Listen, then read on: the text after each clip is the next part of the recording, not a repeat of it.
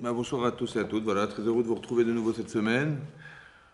On va traiter un sujet qui se trouve dans la paracha de Tsav. Voilà, la paracha de Tsav, la paracha qu'on va dire cette semaine. C'est marqué Vaïdaber Hachem el Moshe les morts. A dit Hachem à Moshe en disant Tsav, ordonne, et à Aaron, Ved Banav et ses enfants les morts, en leur disant Zot Torah Taola. Voici la loi du sacrifice de Ola, de Holocauste. Aola al Mugda al Misber Kol Alayla.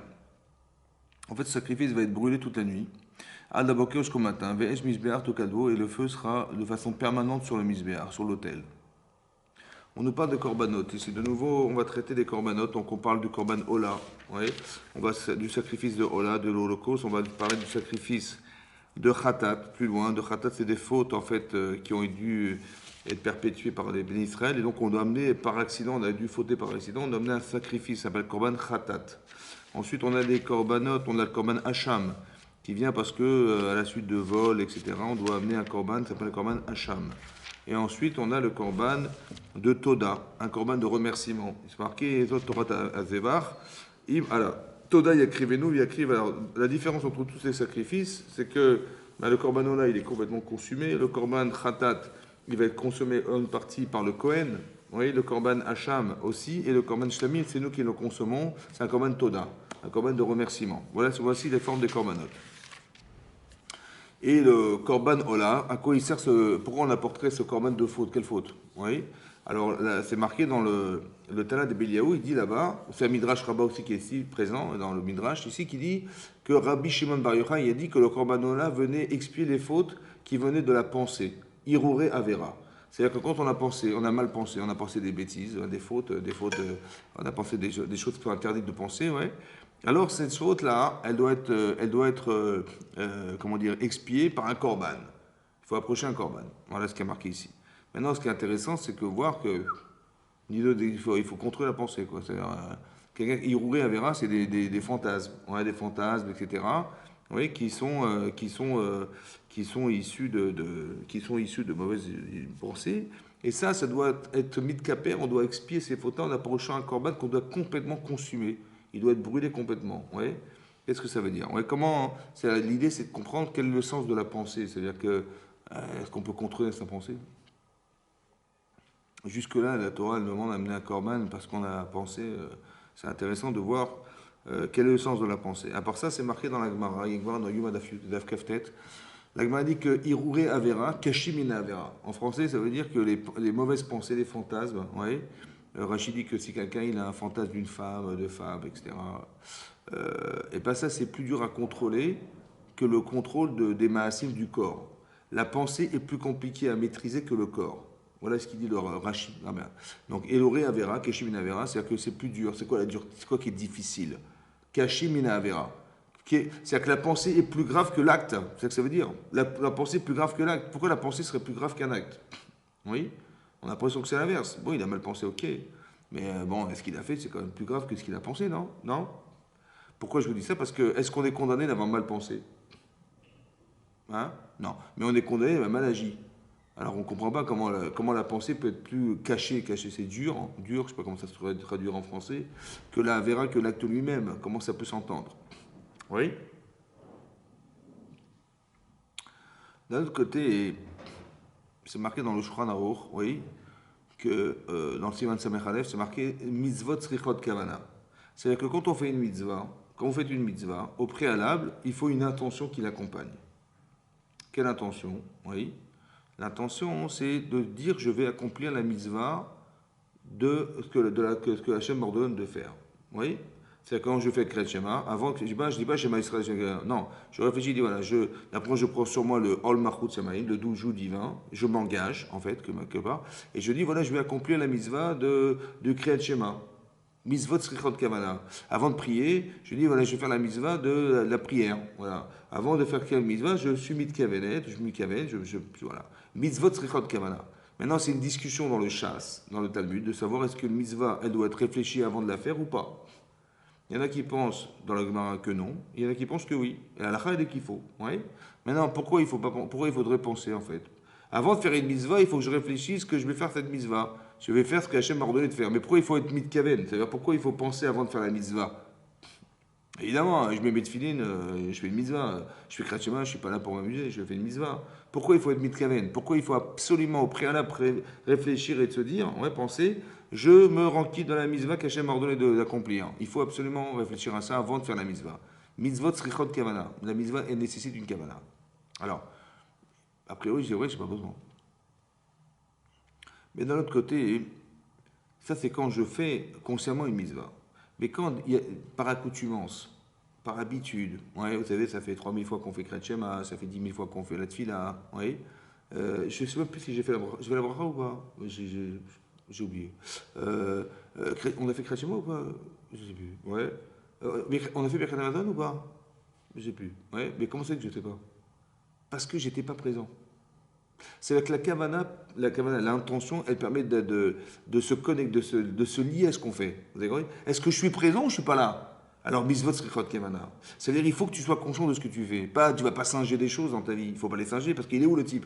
Il dit, on a fait Kriyat Shema ou pas? Je sais pas. Mais t'étais où? T'étais où? Je sais pas. Mitzvot, il faut que tu sois connecté à ce que tu fais dans ta vie. La kavana est essentielle. Que si j'ai pas été mitkaven, qu'est-ce que je fais? Je suis un singe. Donc la kavana, l'intention que tu as dans les mitzvot, ouais, la pensée est fondamentale parce que c'est elle qui va donner un sens à ce que tu fais. Vous comprenez? Par exemple, je sais pas moi, Shabbat, il y a des halakhot de Shabbat, d'accord? Maintenant, quelqu'un il a pu faire par inadvertance une avéra ou par méconnaissance. Ah mais je savais pas qu'on n'avait pas le droit de porter Shabbat. Je savais pas. Je sais pas. Donc je dis bah j'amène un korban. Mais si j'ai volontairement porté Shabbat, ah, j'amène pas de korban, j'amène autre chose. Ça va? Mais tu veux bien que mais l'acte est le même. Il a pris son sac il a pris son sac, il est parti à la synagogue avec son sac. Mais là il a transgressé Shabbat autant pour celui qui savait pas que celui qui savait pertinemment. Qu'est-ce qui a fait la différence? Bah, c'est la kavana. Qu'est-ce que tu savais que tu faisais quand tu l'as fait, quand tu agis, ouais? Bah, quand tu savais pas. Donc tu es déconnecté intellectuellement de ce que tu fais. Et quand tu sais, tu rentres chez toi, tu allumes la lumière. Tu dis, ah, c'était Shabbat, j'ai oublié, oh là là, j'ai oublié que c'était Shabbat. Mais c'est le même que celui qui rentre volontairement, qui allume la lumière, c'est le même. L'acte est le même. C'est la différence, elle est dans la kavana, dans la pensée, dans l'intention qui se cache derrière un acte. Vous avez compris? Donc tout ce qui va coordonner l'acte, ouais, si un type il est fou, vous avez vu quand un type il tue quelqu'un, d'abord on va voir un psychologue, est-ce qu'il était censé, est-ce qu'il n'était pas censé, pourquoi faire? Parce que s'il est fou, c'est pas lui.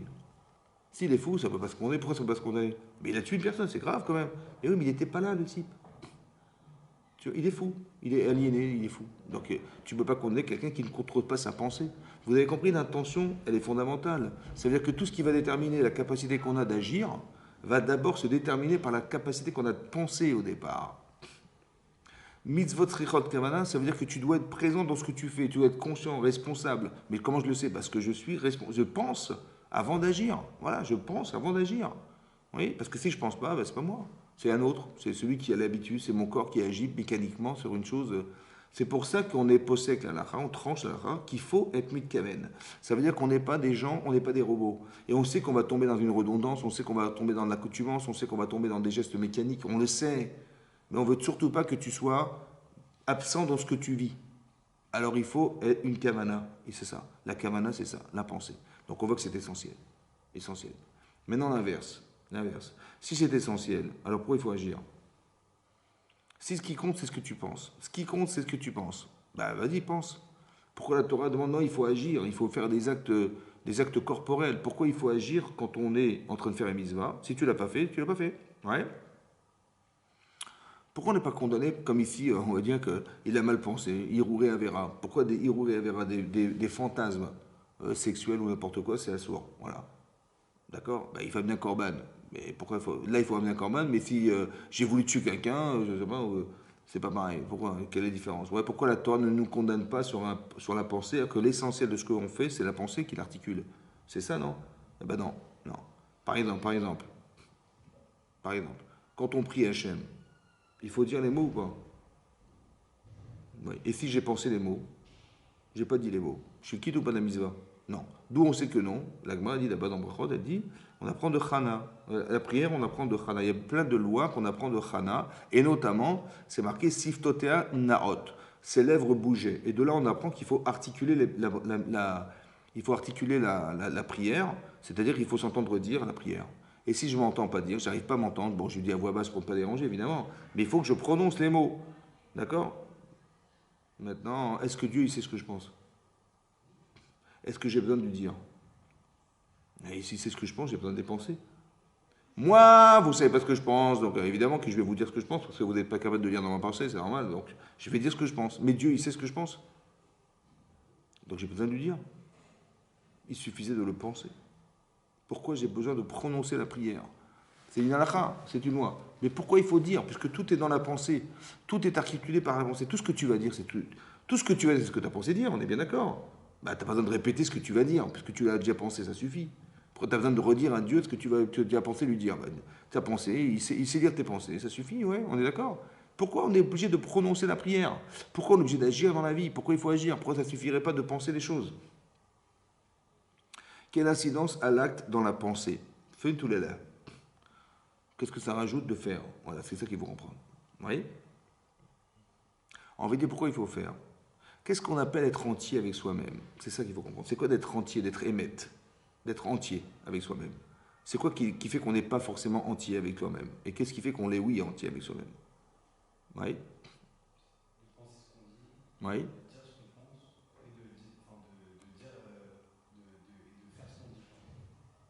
De dire ce qu'on pense, ouais. De faire ce qu'on pense. Très bien. C'est être honnête. Tu veux dire être honnête, c'est ça. Être honnête, c'est de faire. Et pas genre, je dis ce que je ne pense pas. On dit Echad Bepé, Echad Belev. C'est quelqu'un qui est hypocrite. Ouais. Il est hypocrite. Qu'est-ce qu'il fait? Il te dit oui, tu fais des salam alek, mais en fait, au fond, il pense le contraire. Ça va? C'est vrai, c'est vrai. Mais ça, c'est mentir. Mais d'être chalem dans la pensée, dans l'action positive. D'être entier dans ce que je fais dans ma vie. Voilà, d'être entier dans ce que je fais dans ma vie. Oui? Bah, c'est réaliser ce que je pense. Hein? L'application. Mais qu'est-ce que ça veut dire? Pourquoi je dois m'impliquer physiquement dans... Et si je ne me contente pas de penser pour être entier avec moi-même? Parce que ce que je vais faire, c'est ce que j'ai pensé faire ou pas? Bah alors tu l'as pensé, ça suffit, non? Pourquoi il faut faire? Qu'est-ce que ça rajoute de faire? Il faut faire les mitzvot. Pourquoi tu ne penses pas de mettre tes filets le matin? Tu penses pas... Bah, de toute façon, tu vas faire quoi? Tu vas faire ce que tu vas penser? Bah, vas-y, pense-le, ça suffit. Pourquoi tu vas répéter ce que tu sais déjà faire en pensant? Qui quoi? Mais à quoi ça sert? À quoi ça sert? Hein? Ouais, c'est mécanique. Mais en vérité, la halakha, c'est la réalité des choses. Je vais faire ce que j'ai pensé faire. Bah, c'est comme ça que je répétais ce que j'ai déjà pensé. À quoi ça sert de le faire? Tu l'as pensé, ça suffit. Oui? Oui? Est-ce que tu es sûr que tu vas faire ce que tu penses?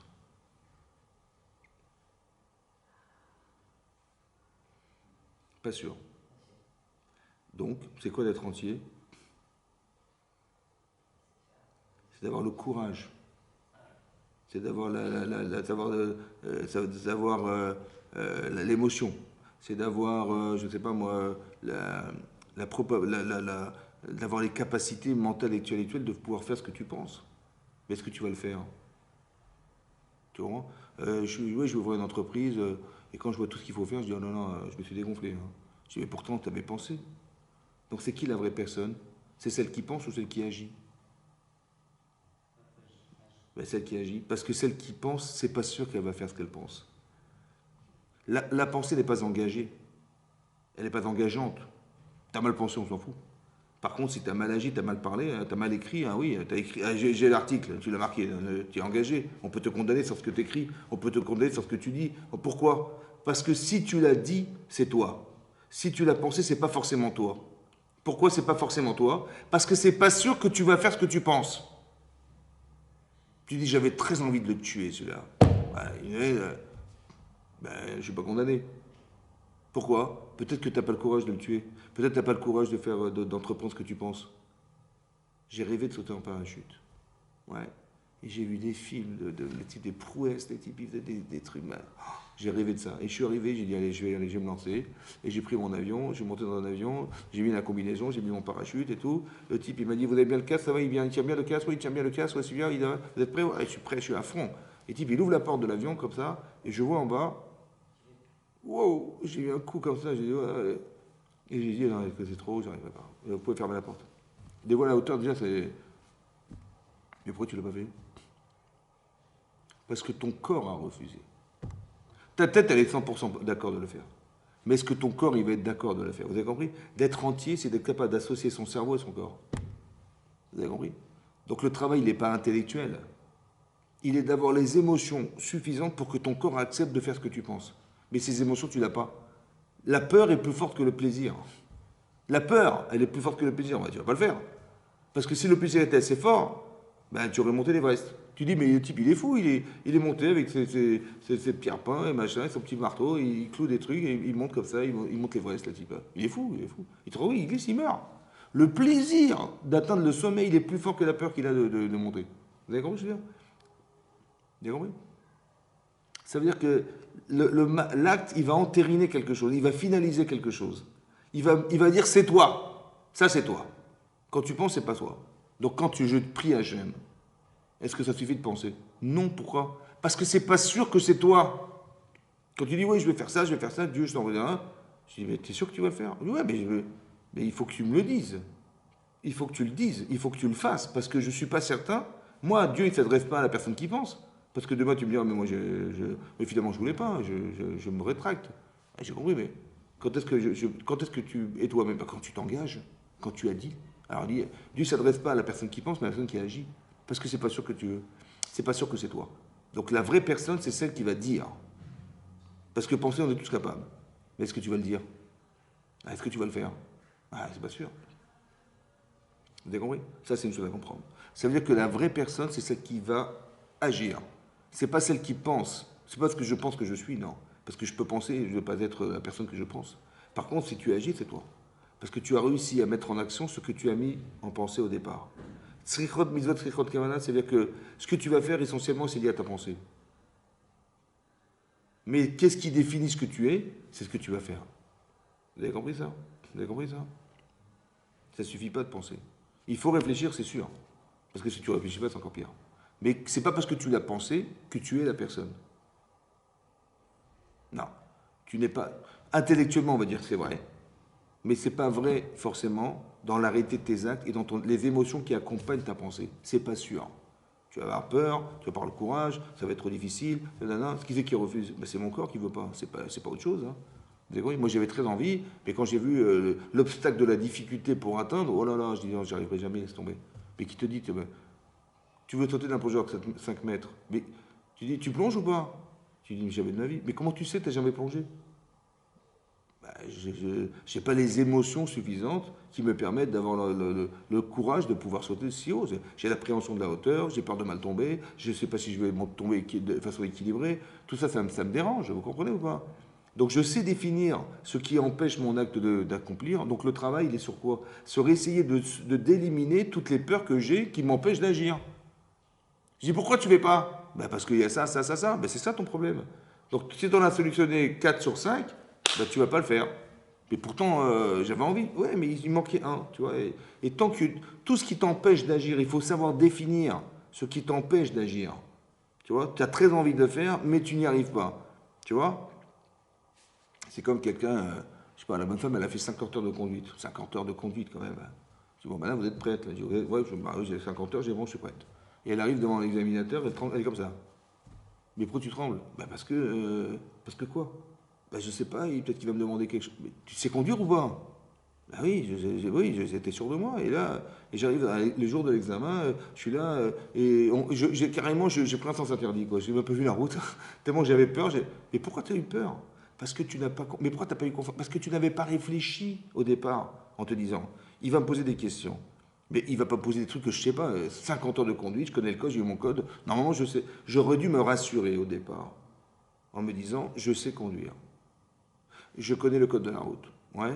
Et je vais l'éclater, le type. Je vais lui montrer combien je sais bien conduire. Tu vois. Et bien, en vérité, tu n'as pas réfléchi avant.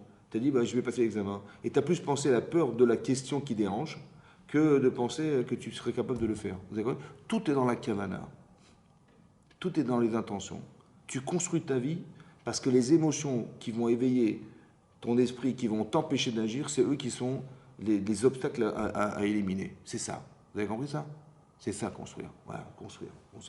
La kavana est essentielle. Mais l'acte aussi doit accompagner la pensée parce que tu penses, mais je ne suis pas sûr que c'est toi. Les deux sont vrais.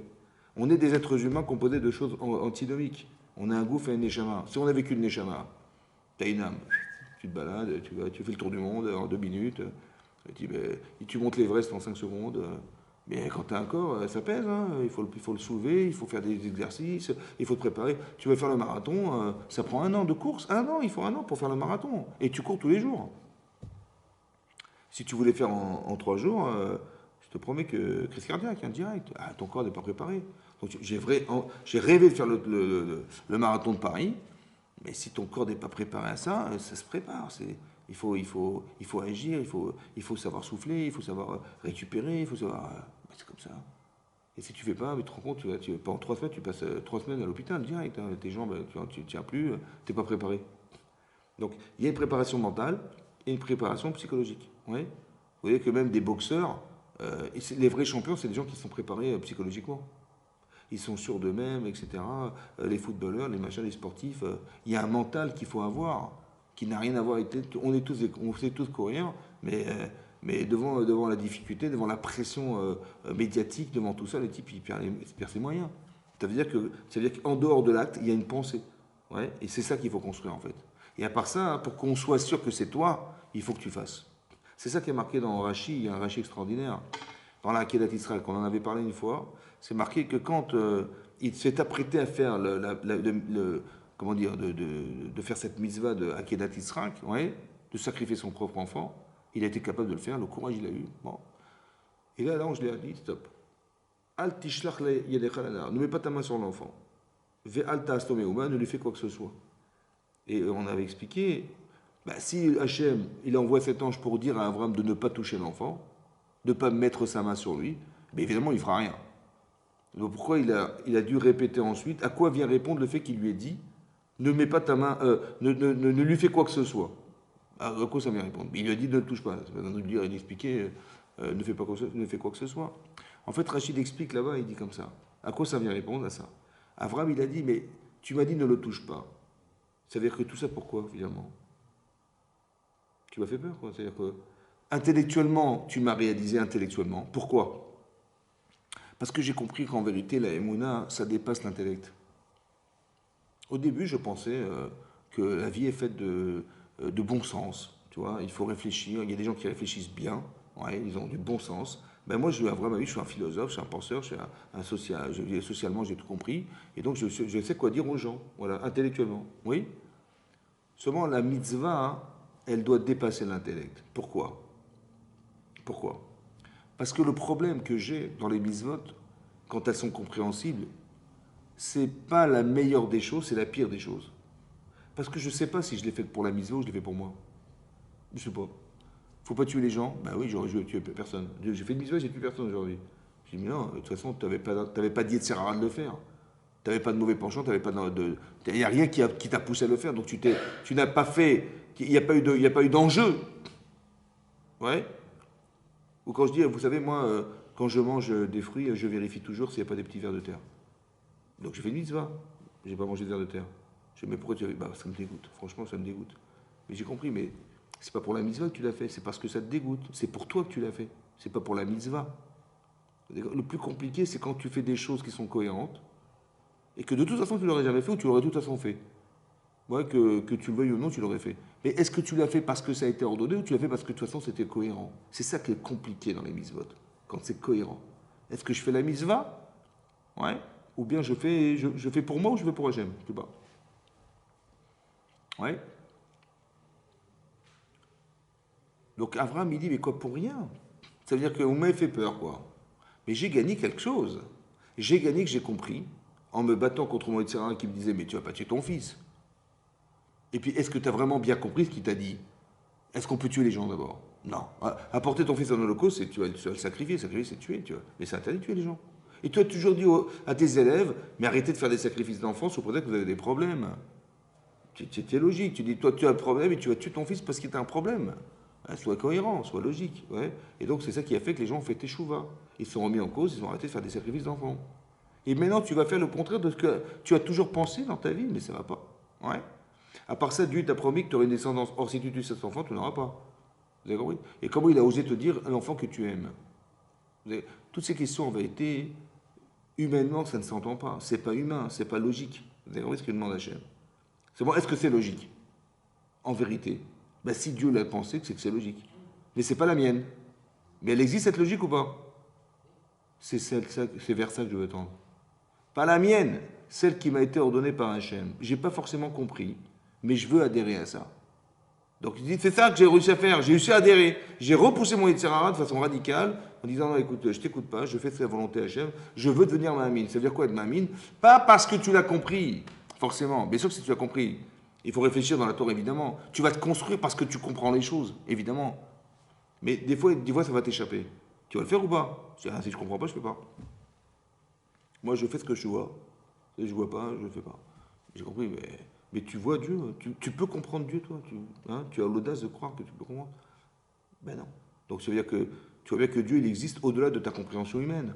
Donc si tu fais quelque chose qui va au-delà de ta compréhension, peut-être tu vas l'accepter au-delà de ce que tu conçois. Il va exister pour toi, Dieu, au-delà de ta conception. Tu ne vas pas l'enfermer dans ta conception à toi, parce qu'elle est toute petite, par rapport à ce qu'il est. Mais si tu es très intelligent, tu es brillant, tu es un génie, qu'est-ce que tu veux croire que tu vas comprendre de Dieu? Donc Hachem, il est plus dans ce que tu sais pas de ce que tu sais de lui. Alors accepte-le dans ce que tu sais pas. C'est ça qu'il a compris, Abraham Avinu. Maintenant, je suis venu pour quoi? Pour rien. C'est-à-dire que j'ai compris ça, laissez-moi faire quelque chose. Vous avez compris pourquoi il voulait faire? Il voulait devenir la personne. C'est ça à faire. Tu vois? Tu as des compétences? Bah t'en sais rien. Bah vas-y, fais. C'est parce que tu vas faire. Comment ça se fait que quand tu fais, tu te rassures?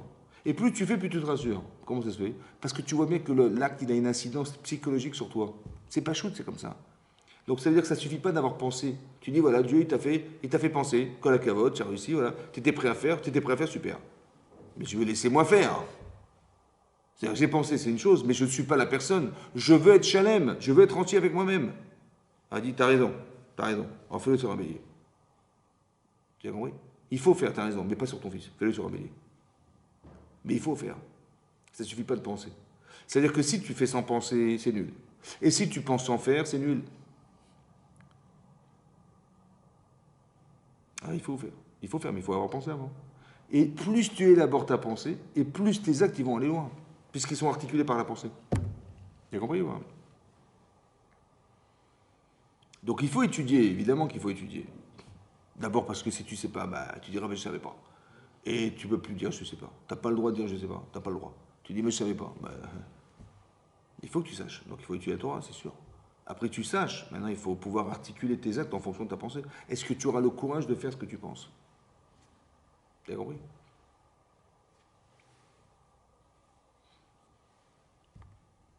Si nous on était en Mitzrayim, on était en Égypte, oui, et qu'on était idolâtre,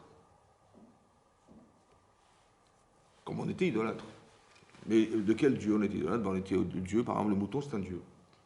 Pourquoi c'est un dieu le mouton? Ouais, le bélier c'est un dieu. Pourquoi c'est un dieu? Bizarre non? Ça vous choque pas qu'un petit mouton... Hein? Ça vous choque ou pas? Un petit peu. Ben, l'agneau, le bélier, le bélier, c'est un dieu à l'époque en Égypte. Pourquoi c'est un dieu? Vous savez pourquoi? C'est quoi le premier mois de l'année en hébreu?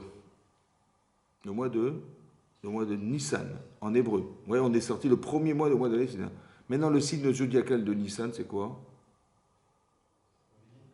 Un bélier.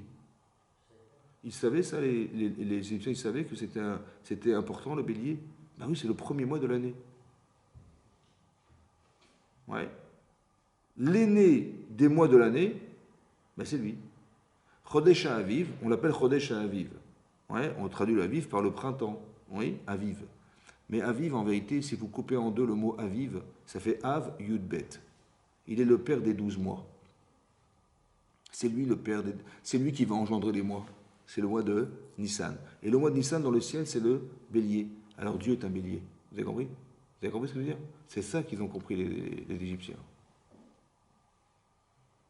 Maintenant, nous aussi, on adorait cet animal. Parce qu'il est le premier mois des mois de l'année. On le voit dans le ciel. Il y a les étoiles, ça a une forme de bélier. Et c'est lui qui va engendrer tous les mois de l'année. C'est lui qui est à l'origine de tout, en fait. C'est pour ça que même les rois, on est nommés en mois de Nissan. Les rois dans la Gemara, c'est marqué dans la Gemara. dans Megillah, qu'on nommait, on mettait les dates, c'était Nissan, parce que c'est le premier mois des mois de l'année. Ouais. Maintenant, on était idolâtres et on adorait cet animal. C'est bon? Et c'est pas qu'on l'adorait, c'est que tout le monde était idolâtre. Quand Hachem, il a dit à Moshe Rabbeinu, on va faire la fête, ouais, vous allez recevoir la Torah, on va faire un chag, un chag. Donc il a été voir, Moshe était voir Paro, il a dit, vous savez, on va fêter sur le mont Sinaï, on va fêter la Torah. Ouais. Donc à 3 jours de marche, laissez-nous partir à 3 jours de marche, et on va faire là-bas des sacrifices. Oui. Qu'est-ce qu'il a dit Paro? Il a dit, mais pourquoi vous allez si loin? Faites-le ici. Il dit, mais si on le fait là, Moshe il a dit, mais si on le fait là, ils vont nous lapider, les Égyptiens. Ben, comment tu vas oser prendre un dieu égyptien et tu vas le sacrifier devant eux? Ah, ça se fait pas. Et on voit que Paro, il a dit, bon, ouais, tu as raison, on ne pourra pas le faire ici. C'est vrai? Donc si on avait pu faire le sacrifice de cet animal sur place, on aurait été lapidé par les Égyptiens. Finalement, le Corban Pessah, on l'a fait où? On l'a fait dehors, on l'a fait dans nos maisons. C'est les bêtes à vote. On a pris un C c'est un bouton, les bêtes à vote par famille, et on l'a sacrifié chez nous. Vous auriez le courage de faire ça, vous? Hein? Tu prends un dieu où tu habites, je sais pas, tu habites en Inde, tu habites je sais pas où. Ouais, tu décroches, je sais pas moi, Marie dans une église et tu viens, tu la casses devant tout le monde. Tu l'aurais fait ou pas? Vous l'auriez fait, vous? Hein? Pas évident, hein? Ben, ça veut dire que si on n'avait pas été capable, peut-être qu'on ne serait pas sorti d'Égypte. Ça veut dire qu'il fallait être capable de quoi faire. C'est bien beau de penser, hein, c'est gentil, hein? Mais quand tu arrives à là, c'est pas évident, hein? Ça veut dire qu'il fallait faire quoi en fait? C'était quoi en fait le Corban Pessah? C'était quoi le Corban Pessah? Le sacrifice de Pessah, c'était quoi? Au fond, c'était quoi? C'était renier son passé. De savoir qu'au-dessus du mazal, de la symbolique que représente en fait le. Parce qu'il y a une force dans les mazalotes, vous savez, il y a des forces. Ouais. Ben, de croire qu'au-dessus de ça, il y avait autre chose. Donc je vais sacrifier ça pour laisser libérer la place à Hachem, qui est la sienne en fait, de savoir qu'au-dessus de ce que tu vois, il y a un Dieu. Donc il fallait faire le sacrifice. Mais il fallait être courageux pour le faire. C'est bien beau de le dire. Mais même Moshe, il s'est dit, mais si on le fait, ils vont nous lapider. Donc il fallait avoir le courage de ses opinions. Et donc de se dire, bah, effectivement, je dis, oh, bah, écoute, c'est trop dur, je ne peux pas. C'est même pas ça en fait. C'est qu'Hachem, il a dit, écoutez, vous allez prendre cet agneau, vous allez garder chez vous du 10 au 14 Nissan. Il fallait garder 4 jours chez vous. Et quoi, l'attacher au pied de vos lits. Ouais. Et si on vous questionne, mais qu'est-ce que vous allez faire avec ça? C'est pas que, genre, instantanément, tu vas faire le sacrifice. Non, non, non, on va te laisser réfléchir. Vous avez compris comment c'était compliqué? C'était compliqué. Finalement, on a fait ce sacrifice. Ouais. Hachem dit, bah, vous allez récupérer le sang. Et vous allez asperger vos poteaux et vos linteaux de vos maisons. À l'intérieur de vos maisons. Pas à l'extérieur, à l'intérieur. Vous allez faire la mila. Et vous allez manger le Corban Pessah chez vous. Voilà ce qui était marqué. C'est marqué Hachem, il a vu le sang. Et il a sauté au-dessus des maisons. Pour nous épargner. C'est vrai? C'était quoi? Makat Bechorot. La mort des premiers-nés. Est-ce qu'on était censé mourir à cause des plaies? Est-ce que les bêtes féroces, elles devaient nous tuer? Est-ce que les sauterelles, elles devaient manger nos terrains? Est-ce que, je ne sais pas moi, on devait être touché par les ténèbres? On devait mourir des plaies, nous? On devait être touché par les plaies, nous? Hein? Non. Et pourquoi on a besoin d'être protégé de la plaie des premiers-nés? On n'était pas censé mourir. Alors pourquoi Dieu a dit, ah j'ai vu ça, j'ai sauté au-dessus de vos maisons pour vous épargner? Mais on n'était pas censé mourir. Hein? C'est bizarre. Mais pourquoi les premiers-nés? Le premier mois de l'année, les premiers-nés. C'est marrant, hein? Les premiers-nés. Ça veut dire que les premiers. Il faut avoir le courage d'être les premiers, en fait. Et de dire que ce n'était pas l'agneau qui était le premier mois de l'année, mais qu'au-dessus de ça, il y avait autre chose. Est-ce qu'on a eu le courage de nos idées? Est-ce qu'on a été capable de sacrifier? Hachem, il n'a pas vu le sang, en fait, dit Rashi. Il a vu la mitzvah. Il a dit qu'on a été capable de faire cette mitzvah. Ça veut dire de faire abstraction de son passé, d'avoir le courage de ses opinions, ouais, et d'être assez fort pour dire je ne veux plus de ça, ça ne m'intéresse plus, c'est fini, je ne suis plus idolâtre, ouais, je veux passer à autre chose dans ma vie. Tu veux sacrifier ça ou pas? Tu veux sacrifier ton passé? C'est ça. Mais il fallait pouvoir le faire. C'est facile de dire. Mais tu vas le faire ou pas? Vous avez compris? S'engager dans sa vie.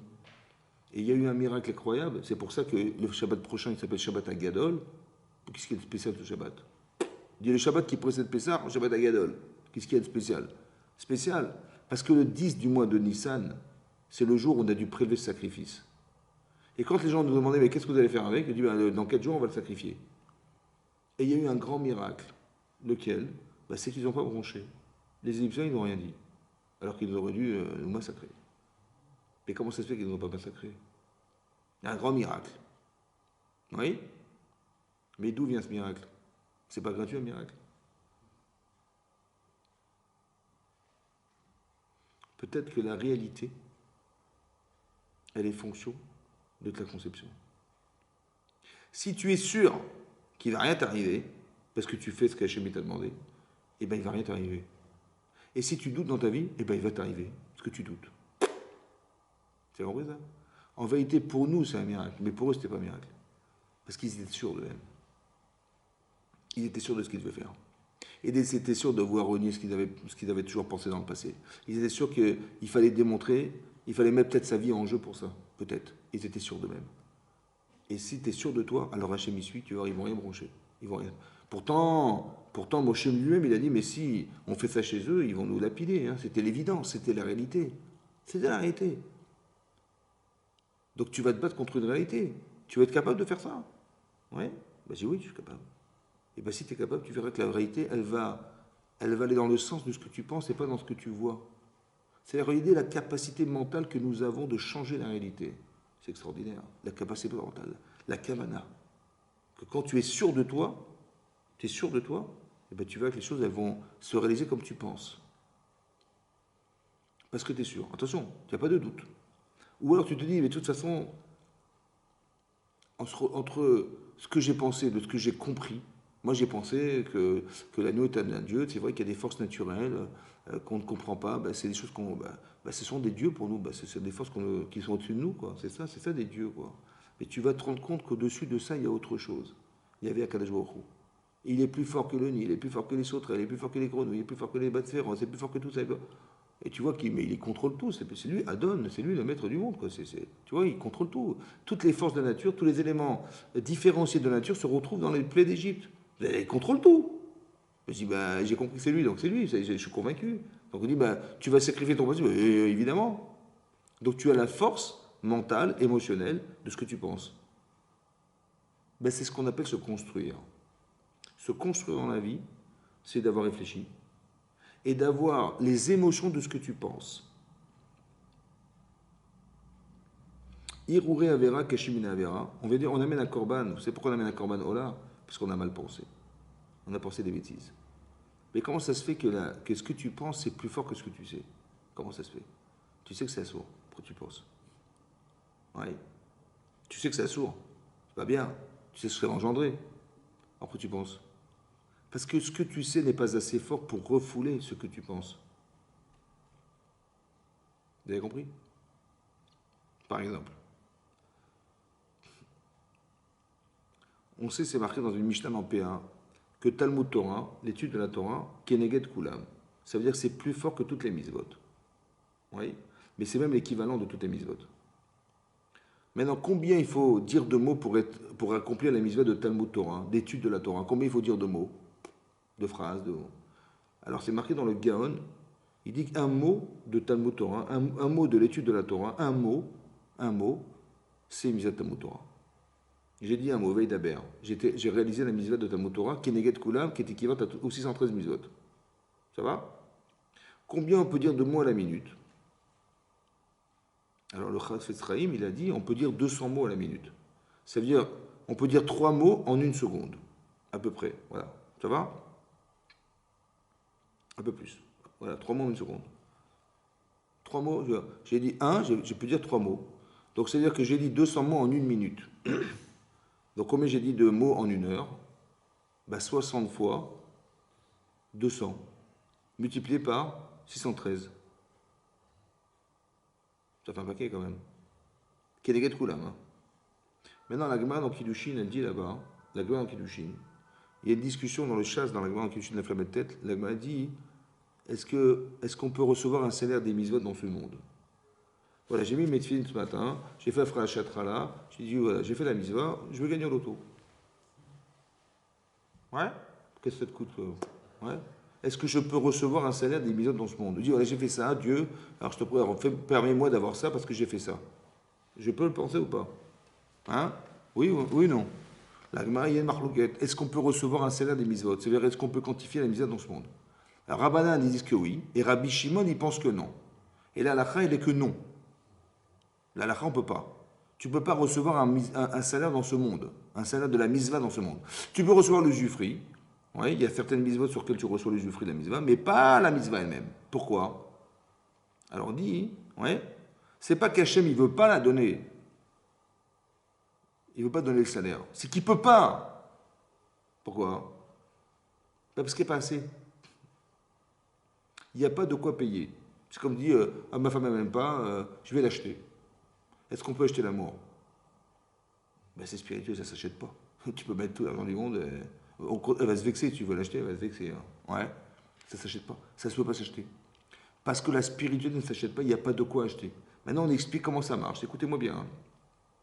Le Rav Dessler, il dit, je crois qu'il ramène ça du Rav Israël Salanter, il dit, imagine-toi tous les plaisirs qui ont pu être concentrés chez les gens, tous les plaisirs, le type est milliardaire, il a gagné, je sais pas, tout ce que tu peux imaginer de plaisir individuel de tous les êtres humains depuis la création du monde jusqu'à aujourd'hui, tous les plaisirs qu'on peut faire, ça ne peut pas payer une seule mitzvah dans le monde futur.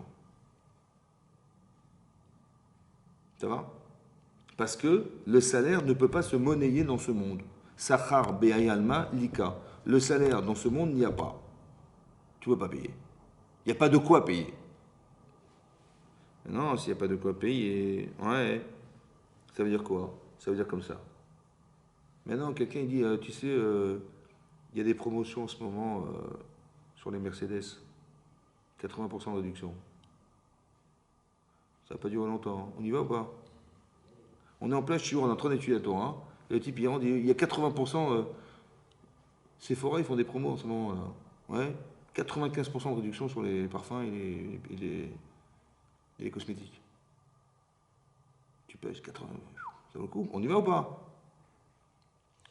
Il y a des gens qui vont dire, écoute, on étudiera ce soir. On refera le cours à 22h. Au cours. Ou je dis, ça c'est une façon de penser. Je dis, voilà, c'est trop tentant, 80% sur les Mercedes, on y va. Ou alors je me dis, écoute, t'as raison, on va y aller. Laisse-moi finir le chiot, j'y vais. Ou je dis, mais tu rigoles ou quoi? 80% sur les Mercedes, mais combien je vais gagner? Tu sais combien je vais gagner là? Un mot, on ne peut pas payer dans ce monde. Et tu me dis, est-ce que tu vas négocier? Mais j'ai même pas en rêve, je vais négocier. Parce que le temps passé à aller chez Mercedes, c'est le temps perdu. Tu veux, celui-là, tu vas rattraper. J'ai compris, mais si tu peux faire 2 fois, fais le 2. Mais si tu avais conscience de la valeur de ce que tu gagnes, est-ce que tu aurais été? Si tu dis, on y ira tout à l'heure, si tu n'as pas conscience, est-ce que tu t'es construit dans ta vie? Tu sais qu'il faut étudier la Torah. Mais construire, c'est d'avoir les émotions qui accompagnent ce que tu sais. Combien tu mets d'émotions? Combien tu as estimé que ça valait? Ça va? Et si tu es conscient de ça, tu dis à ton Yetzirah, il dit, alors, tu y vas ou pas? Tu dis, mais je sais ce que je perds. Ou je dis, oui, tu as raison. C'est très tentant, hein. J'ai pas vraiment conscience. Je me dis, bon, écoute, laisse-moi finir, j'arrive. Voilà, je finis, j'arrive. Tu vois? Je l'ai repoussé d'une certaine manière. Ou alors je dis, ouais, écoute, t'es sûr que 80%? T'es sûr 80%? On y va. Vous avez compris la différence? Mais c'est quoi ça? C'est la capacité mentale que tu as de construire tes valeurs. Tu as compris? C'est-à-dire que construire des gens, c'est pas d'informer les gens. C'est qu'arriver à une certaine forme d'émotion qui fait que je ne laisse pas d'espace à celui qui voudrait me faire croire que je vais perdre. Ou je vais gagner à faire autre chose. C'est ça, se construire. C'est-à-dire que d'éduquer ses enfants, c'est pas de les informer, c'est de les construire. Ouais. Il faut qu'ils soient capables de faire. Il faut qu'ils soient capables de penser. Il faut qu'ils soient capables de réagir. Vous avez compris? Et s'il ne réagit pas, j'ai pas réussi à créer ces émotions. C'est que le Tsara, il a dit, il s'est fait avoir. C'est pas gratuit, ça veut dire qu'il n'a pas eu la force, les émotions, le courage. Vous avez compris ce que je veux dire? Quand Abraham Avinu, il dit, mais je crois pour rien, Ça veut dire, mais laissez-moi faire. Parce que tant que tu ne l'as pas fait, ben, c'est pas toi. Ou dis-moi, tu dis, oh, bah oui, j'ai pensé, ouais, tu as bien pensé, Razak. Mais je voudrais devenir cette personne. Laissez-moi agir. Vous avez compris? C'est ça le sens de l'acte, c'est d'arriver à entériner. Si tu sais pas, si tu dis, bah, je n'arrive pas à plonger 5 mètres, bah, qu'est-ce que tu fais alors? Bah, j'y arriverai jamais. Non! Tu vas plonger à 2 mètres. 10 fois. 2 mètres 50, 30 fois. 3 mètres, 50 fois. Ouais, t'es sûr de toi, ça va? 50 mètres, ça va? 50 fois, ça va? Ouais, ça va. Après, 4 mètres, 100 fois. Et au bout de 100 fois, tu n'as plus d'appréhension. Tant que tu n'es pas rassuré, mais il n'y a que l'acte qui peut te rassurer. C'est ton corps qui a peur. C'est ton corps qui ne sait pas. Tu dis, mais c'est ma tête. Non! Ton cerveau, il ne fait que te faire savoir ce que ton corps n'est pas capable d'accepter. C'est pas ta tête qui a peur, c'est ton corps qui a peur. Quand tu arrives en parachute, tu as peur. Tu te vois sauter, mais tu n'y arrives pas à sauter. C'est pas ta tête qui a peur, c'est ton corps. Donc il faut habituer ton corps, il faut réaliser les émotions. Et le Yitzhara, il joue que là-dessus. Tu vas pas tuer ton fils quand même. Le sacrifier, ça va pas quoi. Tes émotions, vous avez compris?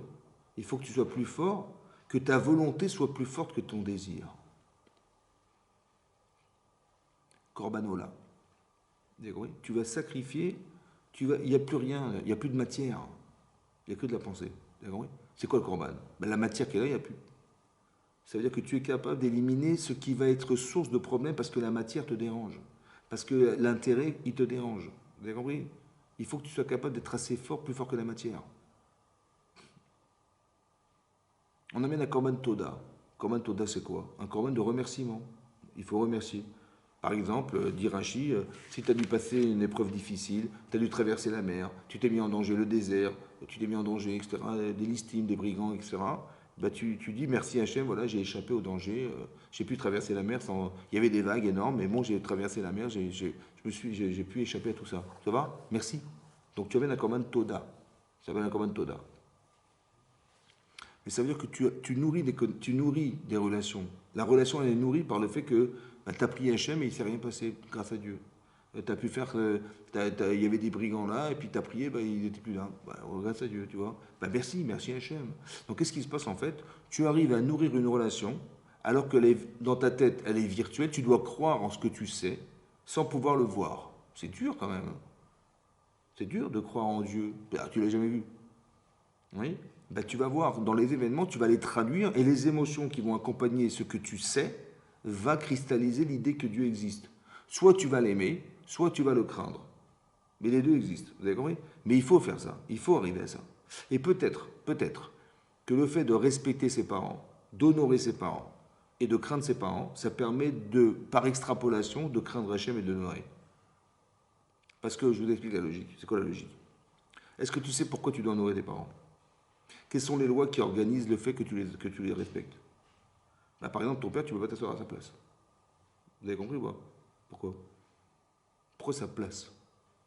Bah, tu lui vas lui offrir une voiture pour son anniversaire, c'est bien, super, mais tu ne peux pas t'asseoir à sa place. Mais il est qui mon père pour que je ne m'assoie pas à sa place? Tu dis, c'est la lacha, il faut respecter la lacha. Et oui, mais c'est de comprendre la lacha. Pourquoi Chachamim, ils ont dit de respecter, c'est de ne pas s'asseoir à sa place? Mais devant quelle chaise on ne s'assoit pas?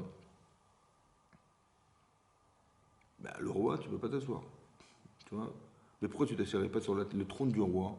Ben, parce que le roi, il a des vertus, il a des droits, il a des pouvoirs, il a une intelligence que je n'ai pas. Mais qu'est-ce que j'ai réussi à faire?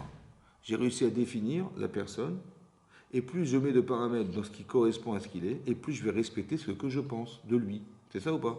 C'est ça le kavod. Ton père, tu sais le faire, ta mère, tu sais le faire, mais Hachem a fortiori que tu sauras faire. Mais quand est-ce que tu apprends à le faire? Quand tu dis merci. Mais sinon, tu trouves tout normal. Tout est normal. Il pleut, c'est normal. Il fait beau, c'est normal. Tu as réussi ton entreprise, c'est normal. Bah oui, j'ai tout fait pour, j'ai tout fait. Tout est normal. Mais il est où Hachem? Je sais pas. Mais si tu vois, c'est grâce à qui? Et si tu entends, c'est grâce à qui? Et si tu es là, c'est grâce à qui? Et tout ce qui est là, c'est grâce à qui? Et tout ça. Pourquoi tu réfléchis à ce que tu réalises et pas. Mais comment tu as pu réaliser ça si tout ce qu'on t'a donné n'existait pas? Si tu n'es pas capable de voir, tu n'aurais jamais pu faire. Si tu n'es pas capable de penser non plus, si tu es capable de te mouvoir, non plus d'entendre, de parler. Mais tout ça, c'est des cadeaux. Tu n'as rien fait pour l'avoir. On est d'accord ou pas? Et tout ce qui existe autour de toi, bah, c'est là sans que tu l'aies voulu. Hein. Donc dis merci que tout est là. Dis merci que tu as ces facultés. Vous avez compris? Moi, j'ai tout fait à 100%. En vérité, tu as fait à 0,1%. Ça veut dire quoi fait? Bah, tu as décidé. C'est tout. Tu as décidé de voir, tu as décidé de comprendre, tu as décidé d'entendre, tu as décidé de parler, tu as décidé d'agir. Mais tout ce que tu es, mon chéri, c'est Dieu qui t'a donné. Oui, c'est Dieu. Au moins, sois reconnaissant que tout ce que tu as, c'est lui. Pourquoi c'est important de reconnaître? Parce que sinon, il n'existe pas. Si tu n'es pas capable de renvoyer la balle à celui qui te l'a donné, ben c'est qu'il n'existe pas. Ben il faut qu'il existe. Alors la reconnaissance émotionnelle de dire merci, ça permet de le faire exister et de le respecter. Parce que si tu es capable de dire merci à tes parents pour ce qu'ils sont pour toi, alors a fortiori Dieu qui a beaucoup plus que tes parents. Et si tu as peur de décevoir ta mère et ton père, parce que tu dis, bon, ils m'ont quand même donné tout ce qu'ils m'ont donné, j'ai surtout peur de décevoir mes parents, ouais, ouais, ils ne seraient pas fiers de moi si je faisais des bêtises dans ma vie, si j'étais pas adulte et responsable, ouais, c'est vrai, et bien, a fortiori, à Kadosh Baruch Hu, j'ai peur de décevoir Hachem. Mais c'est ça la Yirat Shamayim. Vous avez compris ou pas? Qu'est-ce que je pourrais faire pour lui avec tout ce qu'il me donne? Donc c'est ça. Donc c'est ce lien qui permet de construire cette relation. Vous avez compris? Donc ça veut dire qu'il faut nourrir des connexions. Il faut, et c'est ça comme un Toda. Il t'est arrivé ça, mais dis merci à Hachem. Ouais. La reconnaissance du bien, c'est fondamental. Parce que comment tu veux pratiquer la Torah si tu n'es même pas reconnaissant que Dieu existe? D'abord, on ne discute même pas. Tu dis, ouais, mais ça ne m'intéresse pas. On ne dit pas ça. Si tu n'es pas assez reconnaissant, tu n'es pas assez. Hachem n'existe pas assez. C'est pour ça que tu poses des questions. Ça me saoule. Parce qu'en vérité, tu n'es pas construit pour accepter la Torah. Parce que tu ne reconnais même pas, tu ne reconnais pas le bien. Mais c'était fondamental. C'est pour ça que Moshe Rabbeinu, il a refusé de frapper le Nil. Il a refusé de frapper les grenouilles. Il a refusé de frapper la terre. Il dit pourquoi? Hachem dit, vas-y, première plaie d'Égypte, frappe le Nil. Il va dire, non, je préfère que tu demandes à Aaron. Il dit pourquoi? Et Hachem, il t'a demandé de le faire, fais-le. Il dit, non, mais ça va casser dans la reconnaissance du bien. Laquelle? Bah, quand j'étais bébé, tu sais, ma mère, elle m'a mis dans un berceau et elle m'a déplacé dans le Nil. Voilà, elle m'a mis dans le Nil et grâce à Dieu, bah, j'ai pu me retrouver chez Paro.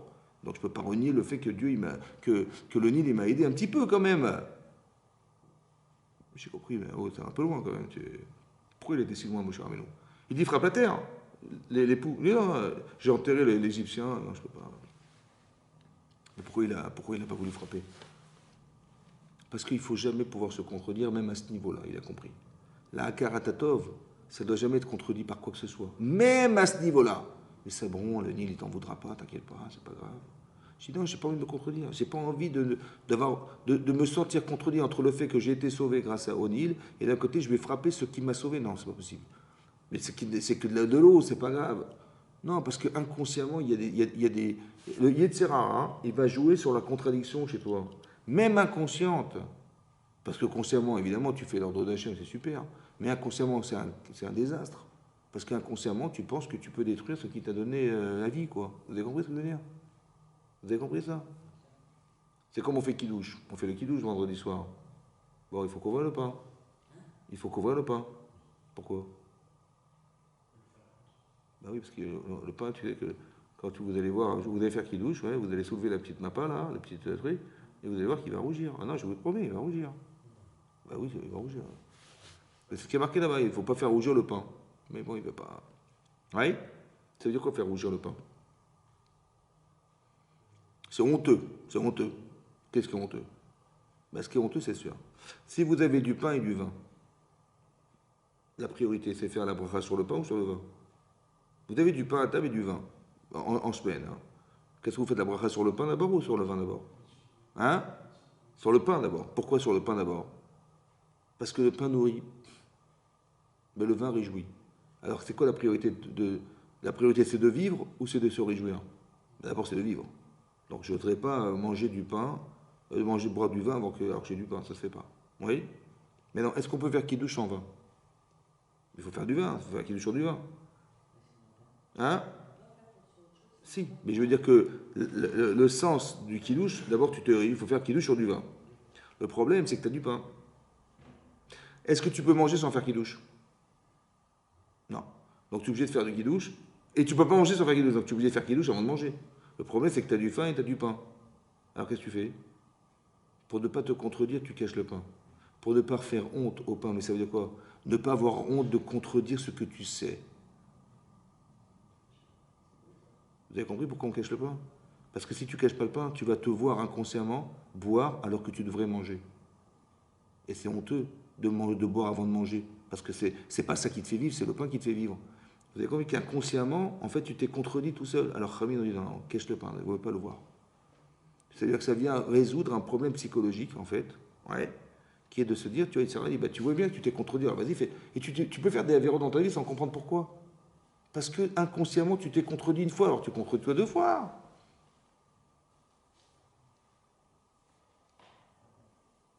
Vous avez compris ça? Comme j'ai vu dans la Lacha, vous savez que, par exemple, le guide anaché, c'est le. Comment ça s'appelle le guide anaché? Hein? Le nerf sciatique. On ne peut pas le manger. Mais la graisse du nerf sciatique, elle est interdite de consommer par les chachamim, pas par la Torah. Oui? Et nous, on a un principe que si vous avez un doute sur un din de Rabbanan, ça fait que de Rabbanan la koula. Ça veut dire qu'on n'en tient pas compte. Les chachamim n'ont pas fait de décret dans le doute. C'est clair? Maintenant, on dit la halakha, c'est comme ça. Dans la Gemara, c'est marqué dans Choulin, oui, que si, par exemple, j'ai deux marmites, deux plats de viande, ouais, deux plats de viande, un qui n'est pas du tout cachère et un qui est cachère. C'est bon? Et j'avais deux morceaux, un de graisse de guide anaché, la graisse, et l'autre de la graisse qui était interdite de Rabbanan, et l'autre de la graisse qui est cachère. Et ils sont tombés, je ne sais pas dans quel pot c'est tombé. Ça va? Peut-être que la graisse interdite est tombée dans le cachère, et l'autre est dans le pas cachère, ou l'inverse, je ne sais pas. Qu'est-ce qu'on fait? Hein? Alors, on dit plus que la graisse était seulement interdite de Rabbanan, et que j'ai un doute où elle est tombée, ça fait que des Rabbanan, la koula. Et donc je pourrais manger. Mais comment la Gemara elle dit dit pas comme ça la Gemara. Elle dit, tu vas dire que la graisse interdite, elle est tombée dans la marmite qui était interdite, et la graisse qui était permise, tu vas dire qu'elle est tombée dans la permise. Ça va? Voilà ce qui est marqué dans la Gemara. C'est bon? Et c'est comme ça que marqué dans le Tour et dans le Shulchan Aruch. Pareil. Je dis, pourquoi tu as besoin de dire? Ça s'appelle une clia. Tu fais dépendre la viande de la graisse qui est tombée dans l'interdite. Mais pourquoi tu as besoin de dire qu'elle est tombée? Tu t'en sais rien. Dis simplement, j'ai un doute sur un décret des Rabbanan, c'est avec des Rabbanan la koula. C'est vrai ou pas? Pourquoi tu dois dire, non, l'interdit est tombé dans la marmite interdite et la permise dans la permis? Mais t'en sais rien. Pourquoi tu dois dire une chose qui n'est pas forcément vraie? Pourquoi tu dois le dire? Dis simplement, je sais pas. Je sais pas. Peut-être que c'est. Mais j'en sais rien. Mais de toute façon, ça fait que des Rabbanan la koula. Oui, non. Pourquoi je dois dire absolument le contraire de ce que je ne sais pas? Pourquoi? Regardez les chachamim, comment ils sont intelligents. Tu vas dire ça fait que derrière la couleur. Ça veut dire que tu sais pas où elle est tombée. Oui? Mais qu'est-ce que tu vas dire? Peut-être qu'elle est tombée dans celle qui est permise, mais ça fait que. Donc dans ta tête, qu'est-ce que tu penses? Tu penses peut-être que tu l'as mangée. Alors pour ne pas que tu le penses, alors tu vas dire elle est tombée dans la permise. La permise dans la permise et l'interdit dans l'interdit. Vous avez compris? Pour ne pas que tu sois frustré d'avoir pu manger dans le doute quelque chose qui n'est pas cachère, alors tu dois dire non, c'est tombé dans la cachère. Et la pas cachère dans la pas cachère. Pour ne pas que tu puisses penser que tu as mangé pas cachère. Parce que Sarah, qu'est-ce qu'il va dire? Il va dire, ah, tu vas bien, t'as mangé. Il va dire, bah, ça va être dans la cola, j'ai mangé, c'est cachère. J'ai compris, c'est cachère, mais peut-être que. Mais non, il dit, attends, oh, on n'est pas idiot, il y avait du pas cachère quand même. Peut-être tu l'as mangé, qu'est-ce que t'en sais? Vous avez compris? Cette question, je me la pose en fait. C'est comme je vous dis, par exemple, je vous dis comme ça. Vous avez deux viandes pas cachères. Non, vous avez deux viandes cachères, deux morceaux cachères, de bœuf, et un bœuf qui n'était pas cachère. On a acheté, pas cachère. Et ça, c'est mélangé. Donc, c'est mine bémino, c'est du bœuf. Tu sais reconnaître le pas cachère du cachère? D'accord. Qu'est-ce que tu fais? Il y a deux cachères et un pas cachère. Qu'est-ce que tu fais? Hein? Tu fais quoi? Tu mets un de côté? D'accord. C'est pas cachère minatora, je parle. Pas minatora. C'est du pas cachère minatora. C'est-à-dire, c'est tarif. Pas cachère minatora. Qu'est-ce que tu fais? Tu as deux cachères et un pas cachère. Batel Berov, ça veut dire quoi, Batel Berov? Confondu dans la majorité. Il y a combien de morceaux cachers? Combien de morceaux cachers? Donc c'est majoritaire ou pas? Donc qu'est-ce que tu fais Minatora? Qu'est-ce que tu peux faire Minatora? D'après la Torah, qu'est-ce qu'on peut faire? Tu peux tout manger. Ah oui. Parce que ça fait. Parce que le Rov. La Torah dit on va d'après le Rov. On va d'après le Rov, d'après la Torah. On peut tout, tu peux. Les trois, tu les mets. Que le Issour, tu sais pas où il est. La Torah elle a transformé le Issour en Éther. Pourquoi c'est important de savoir ça? Pourquoi? Parce que les gens, ils se rendent malades. Si je te dis, voilà, je te dis comme ça, je vais t'expliquer un truc. On te bande les yeux. Ça va? Et tu es au bord de la route, et tu es devant le feu. Ça va, devant le feu. Et c'est feu rouge. Et tu es un piéton. Tu traverses ou pas? On t'a bandé les yeux. C'est feu rouge. Tu traverses ou pas? Hein? Non. Vous traversez ou pas? C'est feu rouge. Vous traversez ou pas? Vous avez peur. Vous avez peur. De façon majoritaire, est-ce que les gens brûlent les feux rouges? Alors il ne va pas brûler les feux rouges. Tu dis, ah, on ne sait jamais. Et arrêtez de penser de façon minoritaire. On se rend malade parce qu'on n'a pas le sens du rov. D'où on apprend le rov, d'où on apprend la majorité, d'où on apprend la majorité. D'où ça s'apprend? Ben, ça s'apprend, la Torah dit, on va d'après le rov. Mais d'où on sait? Parce qu'il y a marqué dans la Torah que si quelqu'un il est condamné, par exemple quelqu'un il a fait un crime, il faut combien de juges pour le juger? Un criminel. Il faut 23 juges. D'accord? Quand c'est des dinim, tout ce qui est financier, il faut 3. Mais tout ce qui est bidin et fachos, c'est-à-dire tout ce qui est condamnation à mort parce qu'il a tué quelqu'un ou il a fait des avérotes très graves, ouais, qui le condamne à mort, il faut 23 personnes pour le juger. Mais non, si j'ai 12 qui le condamnent et j'ai 11 qui ne le condamnent pas, majoritaire, eh bien on ne va pas le tuer. On attend qu'il y ait 2 de plus. Mais par contre, pour l'innocenté, j'ai 12 qui l'innocentent et 11 qui le condamnent. Hein? C'est bon. Mais peut-être qu'il a quand même 11 qui ont dit qu'il est coupable, quand même. T'as un vrai doute ou pas? Eh bien, il n'est pas coupable. Parce qu'on va d'après le Rov. Le bon sens, c'est le Rov. Il faut arrêter de réfléchir dans le doute. Ça va? En te disant, ah, on ne sait jamais, ben, tu vis plus, ma vieille. Ah, c'est comme ça, tu ne peux plus vivre. Donc il faut avoir du bon sens. C'est dur, hein. Mais la Torah, elle te dit, c'est cachère. Maintenant, Chachamim ont fait que quoi? Ouais? Que quand tu manges, tu peux manger l'un après l'autre. D'après le Mechaber. D'après le Rama, il amène dans du smag, qui dit non. Tu ne peux pas manger un après l'autre. Il faut qu'on soit deux. Toi tu manges et moi je mange. Toi tu manges et moi je mange. Pourquoi? Parce que dans le doute, c'est peut-être toi qui l'as pris. Ou c'est moi qui l'ai pris, mais dans le doute, c'est peut-être toi. Il faut qu'il y ait un doute. Un sfex-feka. Il y a 2 doutes qui s'accumulent. T'as compris? Je ne sais pas si c'est la ratira ou pas. Et si c'est vrai, peut-être que c'est lui qui l'a mangé. Vous avez compris comment ça marche? Comme ça dit le smag. Mais ça veut dire pourquoi ils font ça les chachamim? Parce que c'est permis minatora. La Torah dit tu peux manger. Seulement tu dis attendez, vous m'avez dit mais je peux pas. Hein. Je sais que j'ai fait pas cachère. Comment j'ai pu manger? Je sais que j'ai mangé pas cachère. C'est faux en vérité dans la lacha. Mais dans ma tête c'est vrai. J'ai pas mangé cachère. Alors Khabizé, t'as raison, Khazak. Pour enlever ce doute, alors on va faire comme ça. Vous avez compris? Parce que inconsciemment, tu sais, ou consciemment, tu sais, c'est cachère. Mais j'y crois pas, c'est pas possible. Le type, il a fait tomber dedans, je sais pas où il est, mais je sais qu'il a fait tomber, c'était pas cachère. Comment la Torah va d'après le Rov? La Torah, je te rassure, va d'après le Rov, je te rassure. C'est cachère. Mais comment ça va? Mais toi-même, tu vois que c'est pas cachère. Je te transforme en cachère. Parce que je veux que tu t'habitues à te rassurer. Il faut te rassurer. Je dis d'accord. C'est vrai, la Torah est gentille. Mais de côté, moi, je sais pas manger cachère. Je dis, bon, t'as raison. Alors, pour enlever ce doute-là, alors je dis manger un après l'autre. Dans les fruits, ouais. Non, c'est pas pareil. Parce que là, tu peux savoir. Là, tu peux pas savoir. Là, le fruit, si tu vérifies, tu sauras. Ça veut dire comme ça. Écoute-moi bien. C'est comme ça. Les tzitzit, il faut les vérifier tous les jours. Bon, ça fait 1 mois que je vérifie tous les jours, ils sont cachés. Je ne vais pas vérifier encore un jour en plus. T'as raison. Normalement, si tu n'as pas vérifié et que tu les as mis tes tzitzit, tu n'as pas vérifié, ben, ils sont normalement cachés. Mais a priori, ils sont cachés. Mais est-ce que si tu vérifies, que tu peux savoir plus qu'a priori, tu dois vérifier ou pas? Toujours. Donc tu dis, ben, a priori c'est caché. J'ai compris, mais si tu vérifies que tu vois que c'est pas caché, tu vas vérifier. Donc ta vérification est plus forte que ce qui pourrait établir la constante que tu as toujours eue, su que c'était caché. Il y a une différence. Si tu par exemple, tu dis c'est trempé au mikvé, il y avait 40 ou pas? Ben, normalement il y a 40. Donc tu t'es trempé dans 40. Je dis, oh t'es caché, t'es tahor, c'est bon. Mais a priori je dois vérifier. Maintenant que tu n'as pas pu vérifier et tu t'es trempé et tu t'es parti, ben, je dis, ben, le Rav il te dira, ben, normalement il était plein, normalement il était plein, donc a priori il était plein, donc c'est bon. Donc, l'a priori, ça marche. Ça veut dire parce qu'il y a une constante qui est vérifiée par une majorité de cas où ça s'est passé de cette sorte. Mais la Torah voulait nous dire, il faut te rassurer, il faut penser d'après la majorité. Si c'est le bon sens, fais-le.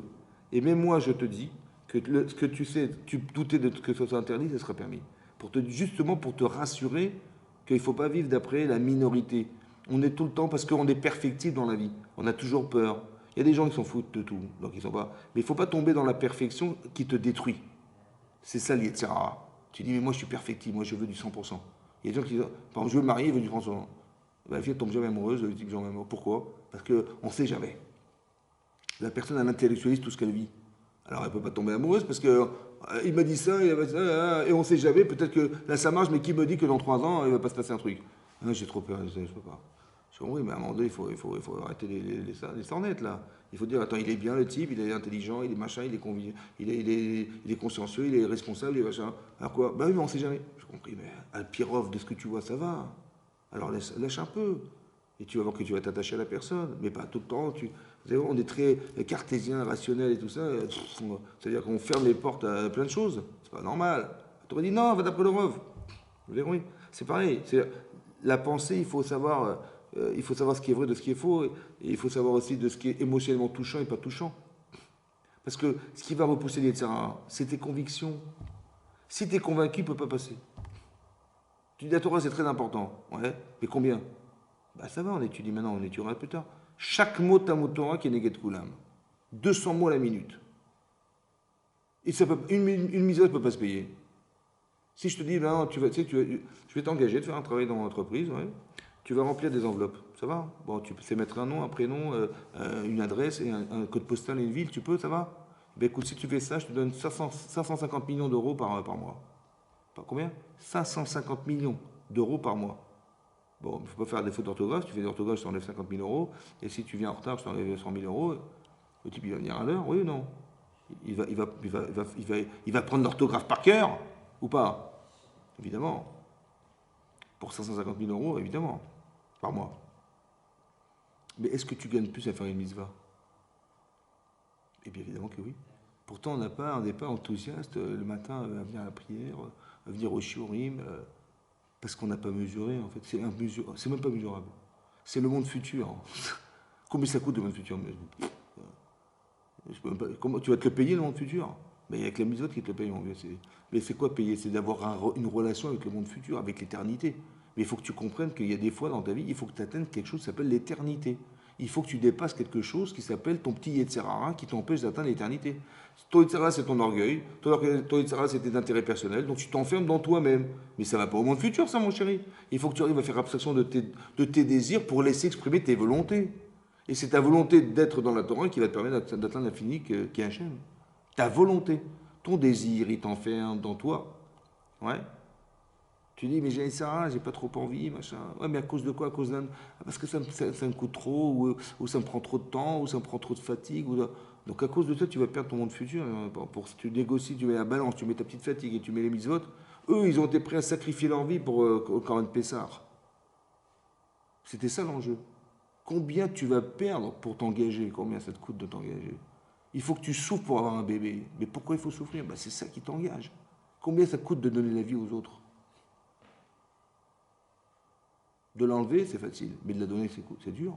Alors il faut que tu acceptes de souffrir pour donner. Et ça coûte, mais c'est comme ça que tu vas t'attacher. C'est comme ça. Vous avez compris? Tu vas t'attacher. Combien ça t'a coûté d'efforts et de conviction et d'acceptation de toi pour le faire? Ben, tu vas dire, ben, j'ai réussi à le faire, ben, je suis content. Voilà. Ben, le résultat, c'est ton bébé, tu vas t'attacher à lui, mais c'est naturel. Mais c'est naturel parce que tu as fait l'effort d'accepter qu'il vive, au détriment de ta souffrance. Tu as mis on va dire, ta volonté qui est plus forte que l'intérêt de ne pas souffrir. Donc, c'est-à-dire que la valeur humaine, elle a plus de force que ta propre valeur personnelle. Bah, c'est super. Donc, tu t'es dépassé. Super. Razak ou Baruch. On va s'arrêter là. Allez, merci beaucoup.